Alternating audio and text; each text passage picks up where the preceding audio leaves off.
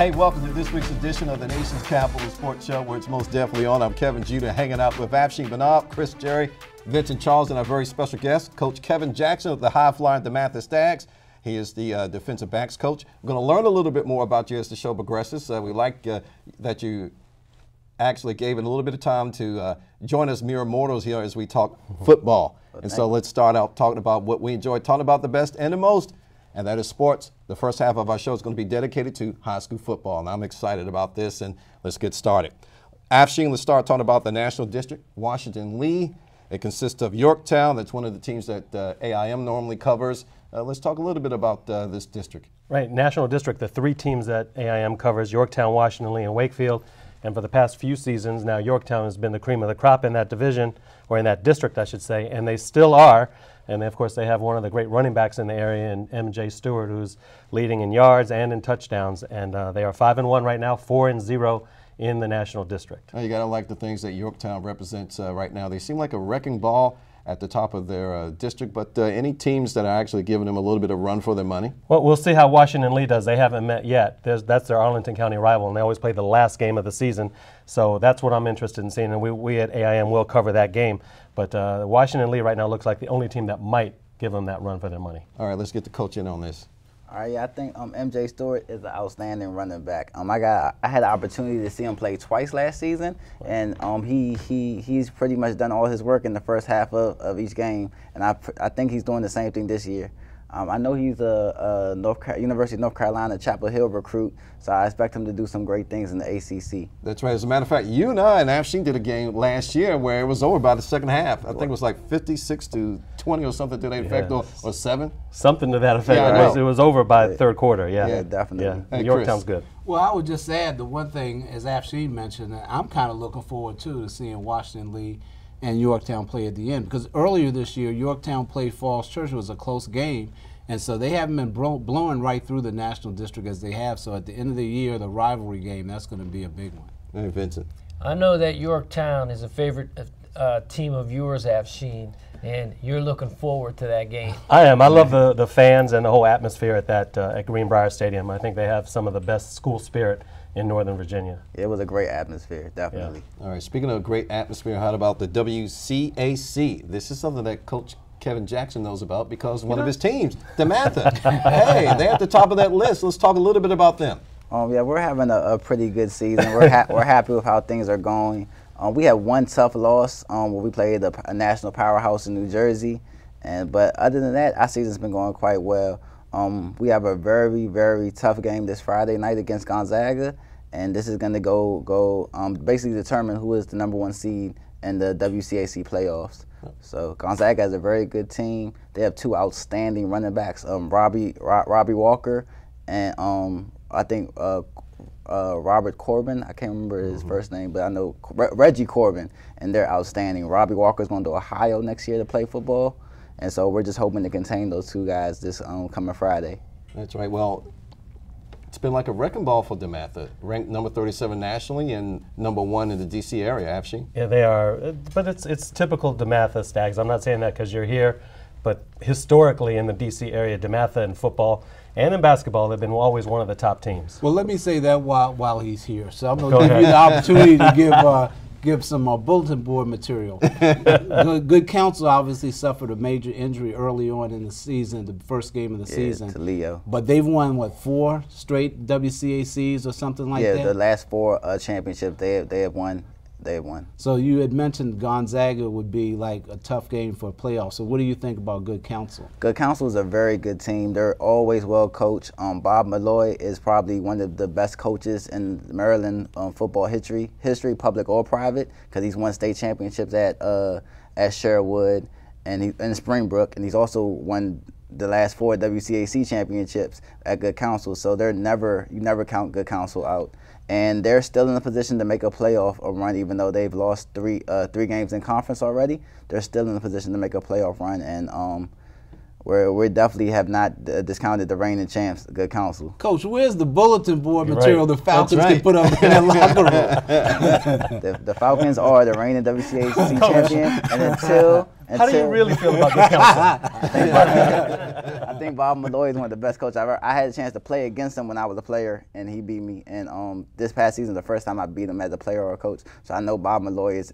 He's definitely going to go to the drawing board and come up with a great game plan. But we got to mention your coach, Elijah Woods. Elijah Brooks is actually doing pretty good. I mean, Yeah. he's no bum himself. Yeah, this is our third year as a staff, so we're just our first year we were trying to just make sure that we kept the Matha name where it is, and now we're looking to progress, and hopefully we can win the championship this year. All right. Want to remind everyone that if you just tuned in, you're looking at the Nation's Capital Sports Show right here at AIM on Comcast 69 and Fios 38. Vincent.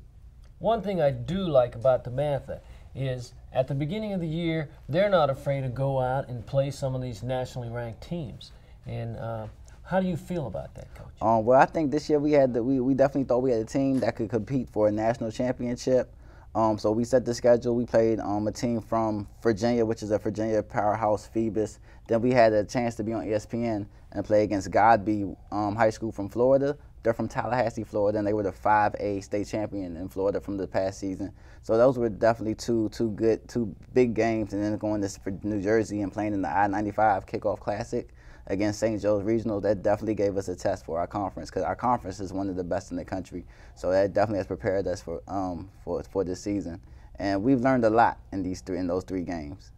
All right. So let's continue our conversation talking about DCIAA, the Stars Division. Wilson, that's the only one that counts, Afsheen. That's our alma mater, man. I mean, we're at the top, so that's all that counts. Chris. I don't know any other teams there. Yeah, I mean, yeah, this is kind of an interesting setup, because this is the first year of a Stars and a Stripes division. Basically, what DC public schools have decided to do is to take their 12 public schools that play football and divide them in half. You have the Stars, which are basically the better playing football schools. You have the Stripes, and those are programs that are developing. They don't have as many players. So far, it's kind of interesting the way it started out, because you're going to have the playoffs that will work. And the thing is, Kevin, it's a little different this year, is they have at the end of the year something called the Turkey Bowl. That's something all the teams competed in at the end of the year. This year, what will happen is only the Stars division will be able, the champion of that, they will play for the Turkey Bowl. The other division, the Stripes, they won't. But they will have a chance to play in something called the DC State Championship. And I know there's people out there saying DC's not a state, but DC does have something called a Washington DC State Championship. But right now, it's going to be an interesting season. You got the typical powers, but as you mentioned, Wilson is your school. They're one of the teams that's going to be competing, and of course, they'll be in there with Dunbar and probably Ballou and H.D. Woodson. So those will be the teams to look for in that division. It brought about parity is what I think that they were really looking for. This happened because one reason it happened, I think, Chris, right, is because Spingarn is no longer a school anymore. They had to, they dismantled out at Spingarn in Northeast. And,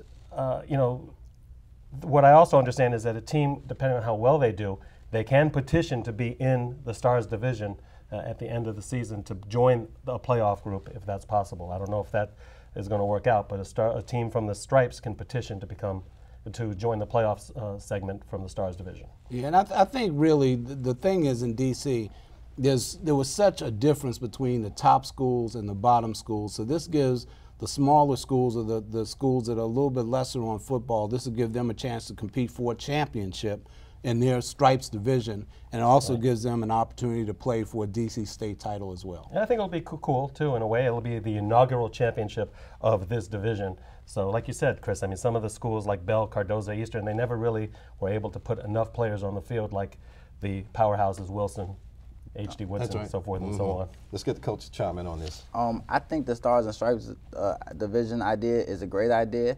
The state tournament that DC is having, I think they started last year with a state tournament, and they're continuing with it this year. I think it's a great idea. It gives a lot more teams an opportunity to compete for a championship.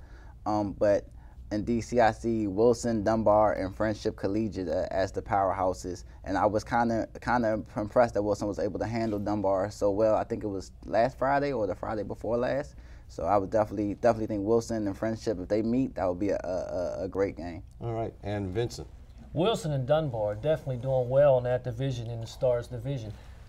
Coach Mark Martin, he's got to be recognized leading those Wilson Tigers. They're playing great defense so far this year. Class of '82, baby. That's right. Wilson had, I'm a defensive back coach. Sorry to interrupt. I'm a defensive back coach. Oh, you're not interrupting. Wilson has a corner or safety, DeAndre Payne. He's outstanding cover guy. I think he's going to Iowa. I'm not sure exactly where he's going to school, but he's an outstanding cover guy. He's a big reason for Wilson's defensive success and as well as offensive success, running the ball and catching the ball. All right, and of course you can't have the stars without the stripes. Talk a little bit about the stripes division, Afsheen. Well, like we mentioned earlier, Bell, Cardoza, Eastern, Phelps.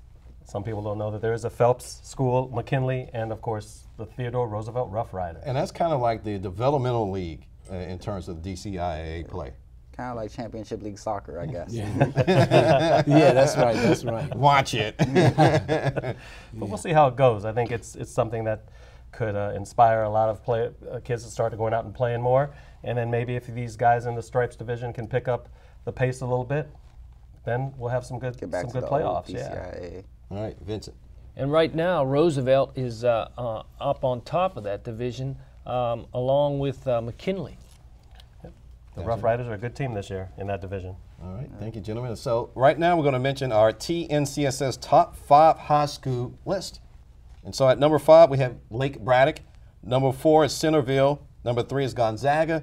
Number 2 is Friendship. And of course, number 1. Who is that? What school is that? Wilson? Yeah, Wilson. No, DeMatha. You guys agree with this list?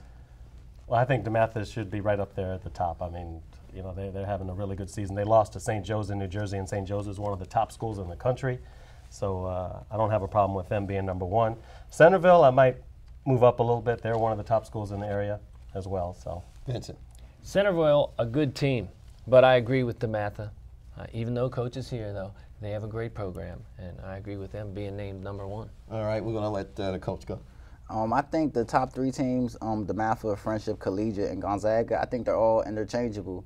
All 3 teams have played a great out-of-state schedule. Gonzaga's played a team from Florida. They played a team from New Jersey as well. Friendship, they played a Manatee from Florida, and they've kind of look like they want to join the New Jersey league, because they have their next 3 games are against New Jersey teams, and then DeMatha, we played the Florida team and the New Jersey team. So those out-of-state schedules have been tough. So I think any one of those three teams can be number 1. All right, Chris.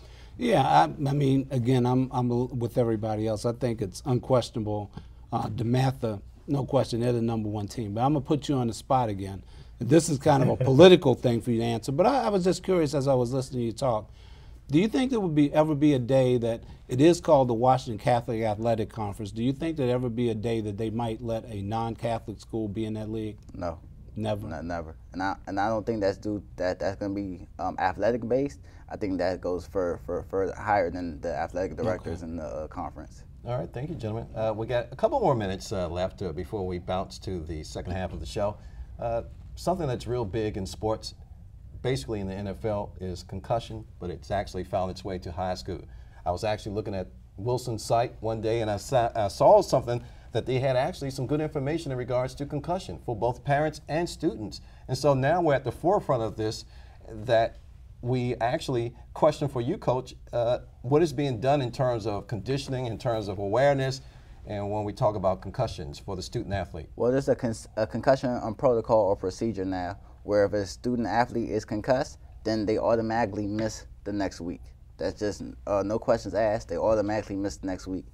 After they missed 1 game or the next week, then they have to pass a series of concussion tests similar to those that they do in the NFL or in college. So at the beginning of the season, before we start, but even before we start 2-a-days, we have a baseline concussion test with our high school players. Then as the season goes on and someone gets concussed, unfortunately, they have to pass that concussion test. And at the MAFA, we just recently purchased a machine that tests the brain functional level. If it's so you have the baseline, you compare that to where the student athlete is after they've been concussed.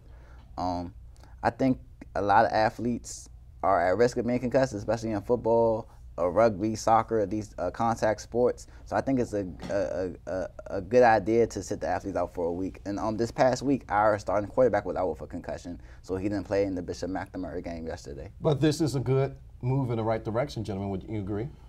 Well, yeah. We have a minute, so be judicial and fast. Absolutely. I think it's the way to go, and I'm glad to hear there's tested. It's not the old how many fingers kind Or of smelling salt. No. That's right.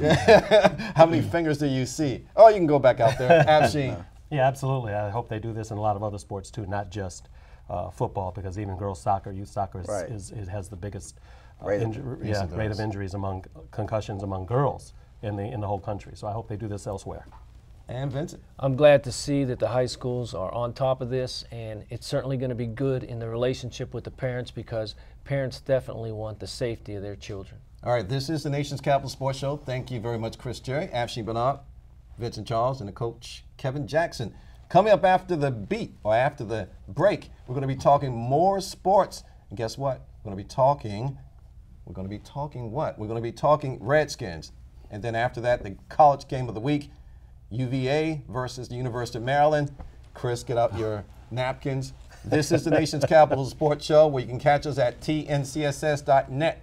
We'll be right back after this.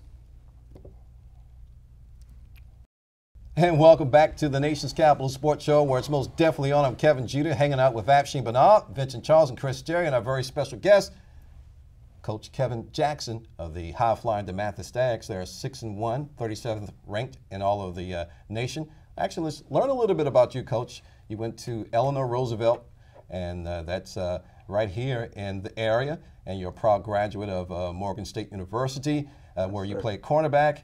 And right now, you help to shape or mold young minds because you are a teacher in the D.C. public school system. You do it all. Yes, sir. Well, I had great coaches and mentors growing up at Eleanor Roosevelt in Prince George's County, Maryland. Go Raiders. What a shameless plug when the coach gets in there, you know. So going to Morgan State, which is a historically black college and university, they really push not push you, but they tell you that you should go back into your community and be a mentor and affect children the way that you were affected. So that was something that I really grabbed onto in college. I joined a community service organization that worked with young men, and I just, ever since then, I felt like that was my calling in life, to work with students and to work with young men to help them get to college. You're in your third year as defensive backs coach at DeMatha, correct? Yes, sir. All right, that's a good thing. Stop calling me sir. I'm not old. Yeah, you are. Not older than you. All right.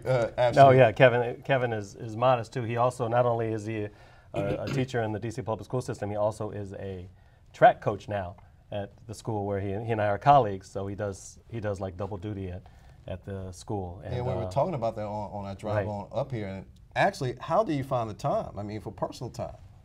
Well, personal time is usually late at night, but I'm in grad school as well, so my personal time is usually over a computer working on a grad paper. So that's pretty cool. I figure do the work at the beginning so that you can do what you have to do, so you can do what you want to do. All right, I'm glad that we have you on here, and you can come back as many times as you want. Great, I'm enjoying myself. So. All right, let's talk about the Washington Redskins. The Redskins, Washington, wow. They will be playing. As of this broadcast, they haven't played yet, but they will be playing the Dallas Cowboys.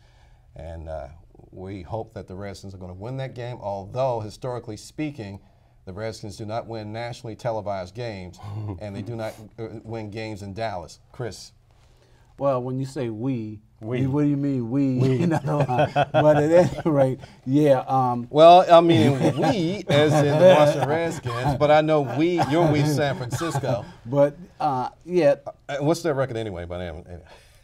Well, the thing is, despite the team's really poor start, no one has played really well in the NFC East. So just if the Redskins could win today, they'd only be a game back of Philadelphia at 3-3 in the division. So, you know, it's a big game nonetheless. It's against their traditional rival. They beat Dallas twice last year, so who knows? They beat them twice when they had an effective RG3, but this year they have a non-effective, I shouldn't say non-effective, but they have an RG3 who's not 100% there. You know, I mean, obviously, could this be the standout game for him to make a statement, Vincent? Well, he certainly has performed well against the Cowboys in the past. He likes going down to Texas. So I expect his game to improve and him to have a good game. Whether the Redskins can win that game, that's the question. That's right. Well, I think the most important part, and I know, Kevin, you want to chime in on this, is the safeties and DBs of the Washington Burgundy and Gold. How will Tony Romo exploit them? That's going to be a big key in my mind. And I think, as Afsheen, I think that's where it starts. And RG3 hasn't played bad. He hasn't played outstanding. How we were spoiled last year as Redskins fans. I am a Redskins fan, so That's we were right. spoiled last year. See, the coach used we. Thank you, man. We were spoiled last year. We're going to get to something else in a minute. I'm going to shame you, but I'm sorry. Go ahead. I digress. On any level of football, it comes down to two things: blocking and tackling. And Washington hasn't shown that they're proficient in either this season. So until the blocking gets better on the offensive side and the tackling gets better on the defensive side, you cannot expect to see much improvement in the team. And I'm sad to say that a lot of the tackling issues have been from the back seven of the Redskins defense. I think the nose tackle, his name is Cofield. I think he's played well this year. I think Carragher's played well this year. Carrigan has played well this year. But the back seven, London Fletcher, Perry Riley, Amerson, Rambo. Sorry, Josh, you're a DeMatha guy, but even Josh Wilson, guys haven't been tackling. Right. And if you don't tackle, you're not going to get off the field on third down. Drives are going to be continued, and you're just going to give up the points that you've been giving up this season. That's right. 1476 was, as of 3 games into the season, was opposing offenses ran up against the Washington Redskins. Man, when you look at that, you go, wow, this is crazy. Vincent. I think the Redskins need to run the football. When they run the football, that opens up things for the pass, for the play option. And if they run the football, they can control the clock. They can keep Tony Romo off the field. All right, so let's talk specifically about the report card for the Washington Redskins on special teams, offense and defense.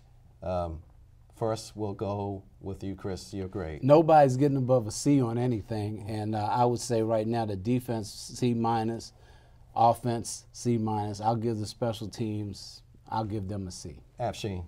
Yeah, I might give the special teams even a C- on that. I agree with what Chris just said on the offense and defense because they just don't have a returner in the punt or kicking game, so I'll give them a C-. Vincent, real quick. I would give the offense a C. They're not converting on third down. I would give the defense a D. Special teams C+. Coach? And I'm going to give everyone an E. Maryland, effort? F, E for effort? Yeah, E for effort. Not for excellent. In Maryland Public Schools, we go down to E's. I know in D.C. and Virginia, you guys give F. But in Maryland Public Schools, we give E's. And I'm giving an E for effort because the effort is not there. And the E is not what you want to see on your report card. If I brought an E home to my parents, then I wouldn't be participating in whatever athletic event was coming the next day. So. All right, we're going to let you have the last word on that, Coach. All right, let's move on over to something in which I've been dying to talk about this whole show, and I'm going to get after Mr. Christopher Jerry. Our game of the week, our local collegiate game of the week, the University of Maryland Terps versus who? UVA. 27-26. Stick a fork in it. They're done, Chris. Well, listen, you're not hurting my feelings. Right now. Well, you got a lot of. You should ask for your money back, man, for those season tickets. Get half of it back. I'm not hurting your feelings, right now, but golly, it must sting. All those guys, Steve Fairchild, the offensive coordinator, Mike London. Virginia's been very, very disappointing, and if they don't straighten up the end of the season, because they could be looking at 2-10. This could be Mike London's last year down in Charlottesville. Virginia's been very disappointing this year. So right now, what's their record? They're now 2-4. And they're 0-1 in ACC 0-2. play. 0-2 in ACC. Oh, I'm sorry, I don't want to. Yeah, this said 0-1. And then of course the Terps are 5-1, and they're 1-0 in ACC play. But in spite of all that, they haven't really played anybody worthwhile, Vincent. I mean, we talked about this in podcast 144, my man. No, they haven't. Not even UVA. That's right. It was almost a battle of the mediocres. Early on, and I use that word, cautious optimism. They really haven't played a tough schedule at the beginning of the year. But in support of Chris, that game could have went either way. Oh, yeah. Did you see that? It was almost like a legion of errors in the first period, in the first half, when you had a series of 3 Cavaliers that touched the ball. None of them came up with it. And then it ended in Maryland's receiver hand. How's that, Coach? I think Maryland. I think they're doing well for this season against Florida State. They kind of let the cat out the bag and got beat really bad. But they had a couple cats out the bag, didn't they? But I think Coach Etzel and Coach Loxley are doing a good job. I like the fact that Coach Loxley is recruiting in the area, and he's getting a lot of his skill positions from the D.C. metropolitan area. So I think Maryland is going to continue to do well. They're going to go to a bowl, and I think next year they can compete for. Well, they're going to be in the Big Ten next year. No. So we're going to let you have the last one on it, Coach. And so now we're going to go to our email. It comes from Michelle Palmer Brito of Washington, D.C., and she wants to know that do you think Florida State is the real deal?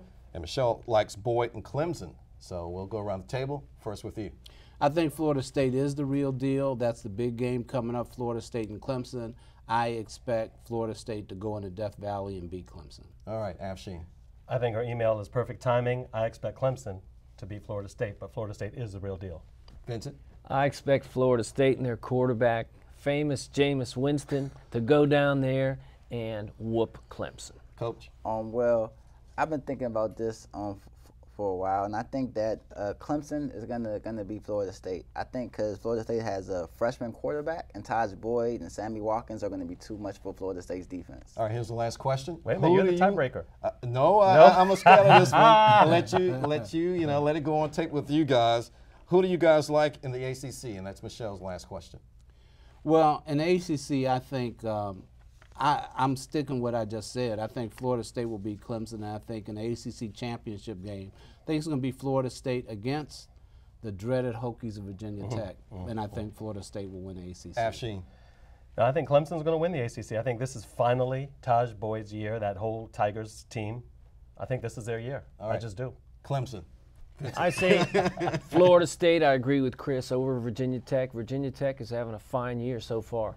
And Coach? I think Virginia Tech, because if you look, I watched the first game, Alabama versus Virginia Tech, and the Virginia Tech defense shut down Alabama's offense, and Alabama's supposed to be the best team in the country. So I think the Fuller brothers, who are playing defensive back for Virginia Tech, are going to be able to shut down the Florida State wide receivers, and I think Virginia Tech, if they can get over their quarterback issues, can beat Florida State. All right, thank you very much, Coach Kevin Jackson. Wow, I'm going to let you have the last one on that. Man, where has 30 minutes gone? It's been a breeze. It's been fun. Under these hot lights on a Sunday evening, man. I enjoy talking sports with you guys. We have a lot of people behind the scenes that make us shine in HD and look good.